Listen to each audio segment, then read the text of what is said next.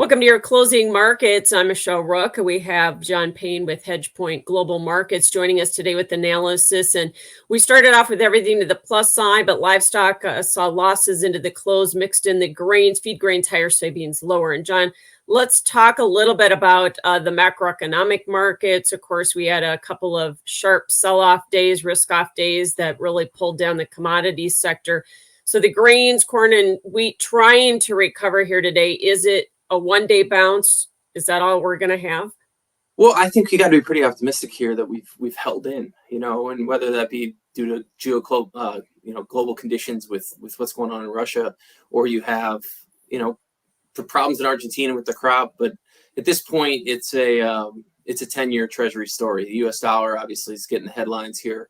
To sit here at the 27th of September and say we're going to be north of 4% on the 10-year when literally 30 days ago we were at 2.5%. It's kind of a shocker to me to see how strong things have gotten all of a sudden. But this is what the Fed wants. They want to try to break the markets. We saw a little bit of evidence of that today.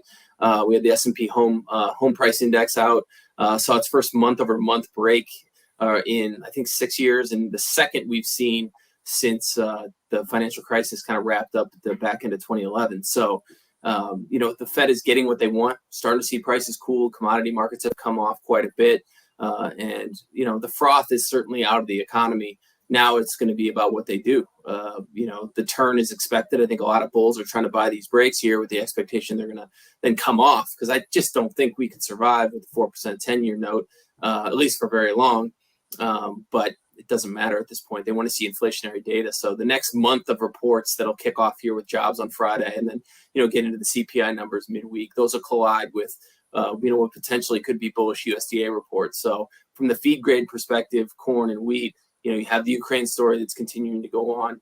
Strong basis across the Western plains for corn, and then we're sitting into the beginning of the bean story in Brazil. With exports tepid here in the U.S., but crush margins rather strong. So I got to ask you, you mentioned the dollar, and do you think we're going to take out the 2002 highs? Or are we going to go above 120? Well, just to break down the dollar real quick, the dollar index is a combination of the yen, the pound, and the euro. So those really three mix of currencies, and they're weighted in an average. So I think we will see it tested. I mean, the banks in Japan want a weaker yen. So in this kind of world, they're going to get what they want. If they want a weaker currency, you're going to get it. I think it really depends on what the Fed does in the coming weeks. Now, the euro, they have multiple problems to deal with. One of which is the fact that they're in a recession and hiking their currency, and they can't go fast enough. The U.S. is a better economy at this point. I'm not trying to. I think this is just all agreed that the U.S. is kind of the cleanest dirty shirt in the laundry. And they are going to attract all the dollars, and that's pulling money out of Europe, out of the UK. And until the US changes course, I don't see that changing. You came out this week, the UK, looking at emergency rate hikes. I don't think it matters. I think at this point in time, the US government kind of controls the flow here. And it really is an interesting dynamic that the Federal Reserve is in, specifically Chairman Powell, as far as where his interests are. Is it with pensioners and older folks who live on fixed income who want cheaper prices, or is it with people who are in the workforce who are living on the highest wages they've ever had? And I think that's a little bit of an underreported story, is that people are making money. There are a lot of folks in this economy who are doing okay and can survive at rates at these levels, and then there's some who aren't, and it's who are you going to prioritize here? And I think that'll be the fascinating thing as we come into the end of the year.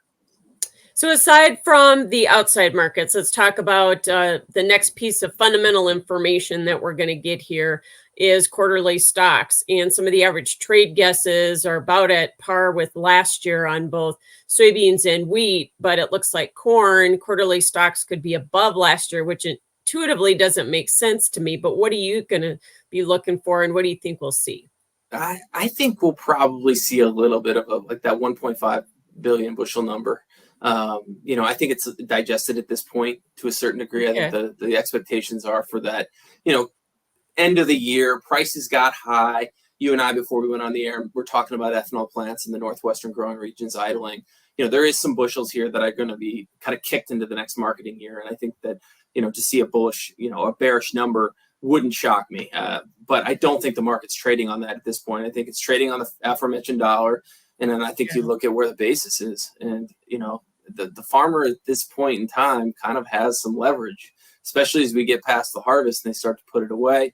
Farmers don't need a ton of income at this point. Taxes are going to be an issue. And, the processor side, those folks I work with on the feed side, they're making money here and they need the grain and they don't want to be short bought into a winter potentially with what's going on in the UK. I'm sorry, in Europe with the Ukrainians and the Russians going at it. So short term here, I think you could see some potential weakness end of the quarter. Spec money is in the corn markets, although not nearly where we've been. No. I mean, if we get a bullish number and you've mixed that in with some bullish on the macro side, I don't think it's a shocker to see us run back up above $7 again, at least in the near term contracts. Question will be like July futures. What do you do here with that midterm contract? And for us, we think a good way to play it would be to bull spread and look to own the July versus the December 23. And we think basis is really the play here. The board, somewhat of a chop. Maybe we see some directional downside, with harvest pressure, but over the long run, which will be the next 4 to 6 months until we have new supply from the southern hemisphere, it's going to be up to the demand side to ration. Let's move over to the livestock futures. Cattle market had been really resilient up until this last run here now, and it seems to be caught up in these recessionary fears as well. We do have the funds very long in that market. So with the technicals turning so bearish here in the reversal last week, do you think we're going to see a lot more downside pressure? I think it comes from the box beef. The cutout itself, it feels weak to me. It's the trade itself just doesn't feel like there's a whole lot of momentum. This is just my eyeballs. When I walk into a grocery store, I see a lot of sales at the meat counter. We've got good bullish stories out of China and in Asia, but unfortunately, the U.S. producers have seen a lot of that demand. It's all going to South America, which is good. I think demand itself for beef globally is strong regardless. But I think that dollar pressure is really going to hit at some point here in the box beef specifically. I know we have big numbers on volume, but I think a lot of that is a function of high supply on the freezer stocks that we saw last week, and then as well as just the sheer production numbers. I think the August USDA number was the highest we've seen in recorded data going back to 1950, which makes sense. You have more plants around, but there still is a lot of supply here, and we are going into maybe even in a recession. I think a lot of people talk about going into this recession. It's like being in a hot bath. It's like it's hot. It's not going to get hotter or warmer. I think we're in it at this time, and by the time we realize that we're in a recession, it'll be over. So the short-term price action, I think, is upon us. Maybe some bearishness here as we enter October, and moving over to the hogs. It's that might be the market that has more downside, just given what's going on in Asia and the margins in the packing plants. Absolutely. Plus, again, we had new lows for the year scored here again today, and so technicals aren't helping us either. There, are they? No, and I don't think anybody wants to own anything right now. And that's really, you want to own 10-year notes. I mean, you can get 5% on your money for a year if you just have cash and put it in that. And I think at some point that trade will become a bubble. Whether or not we're there or not, I think is up for debate. I'll let you know when my mom asks me about it. She tends to be the very heavy crowd when she starts to find out about news. So after she watches this, maybe she'll bring it up. But I will say there's a lot of room to run if the dollar would reverse. And again, you get the data we got today from the housing report. You get some CPI numbers that are weak. And then all of a sudden, we get the recession fears, election upon us. Maybe you get some easing there into the end of the year and we see a bounce. It's not out of the question at this point. Hog and pig report comes out on Thursday. Do you think we will continue to see contraction there? Yeah, and that's concerning for me. I think long term, specifically looking at what's going on in Asia, I think the big play for me, and not a recommendation by any means, but looking at those summer contracts for a year from now, which would be July 23, we'll call it, below 895, below 100. I mean, you got to think based on a reopening trade in China. Chinese report, they put out an alert this morning that their prices have essentially entered a level where they are concerned about where they are. So you look for imports to be strong, and you look for continued structure of the packer to lead the way. The packer isn't going to let the margins get away from them here. And I think at this point they look at where summer prices could be next year and say, hey, we maybe need to get to work and start implementing some buy programs here on the July contracts or summer contracts. So it'll be interesting to see, what happens with China. I think the velocity of money, which is an economic indicator, that's how much you and I are trading together and the globe is trading together, is still at COVID lows. So when that returns, that's a whole other problem we have to deal with when it comes to global inflation. I think the meats will certainly help. That'll help the meats rather. All right. Thanks for joining us. That is John Payne with Yeah. HedgePoint Global Analysis. Okay, let's get queued up for this next one. We'll go 2 minutes. I'll try to watch my stopwatch here. So, Okay, I got you here to 2 minutes. okay. 3, 2, and 1.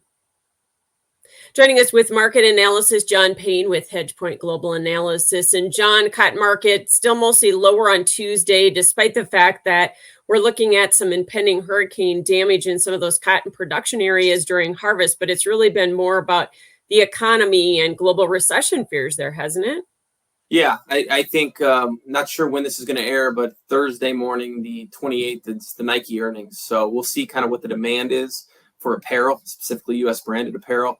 We don't get a lot of that from the USDA as far as where things are, is what the buyers are doing. And I think that's what the problem is here. We had contacts in Turkey, which is kind of the big milling hub for a lot of the European manufacturers. A month ago, they said they're just not seeing any purchasing. So, the inflation story kind of hits the cotton the most because you don't need to eat your clothing. You need food and energy and housing, I think, are the prices that are going up, and the clothing markets suffer here. You and I could talk for hours about the supply side problems that we're seeing. You mentioned the hurricane potentially bearing down on Southwest Georgia. We have record problems in West Texas, but another break in the crop progress numbers last night from cotton, or rather this week. And then Pakistan, which is, I think, the 5th largest global producer, having major problems with their harvest as well. So all in all here, the market is structurally very tight. Right. We're looking at stocks to use numbers that are near record lows for the U.S. here. Now they'll likely adjust the demand lower to counter that, but still, we need acreage. And you look at the December 23 contract, sub 75 cents. Who's planting cotton next year? Yeah. Do you expect a lot of damage out of this hurricane in those production areas? I don't know. I've always been one to fade the hurricanes, but Okay. I'm wrong a lot. So we'll see. All right. Thanks for joining us, John Payne with HedgePoint Global Analysis. We'll have more Ag Day coming up. Thank you.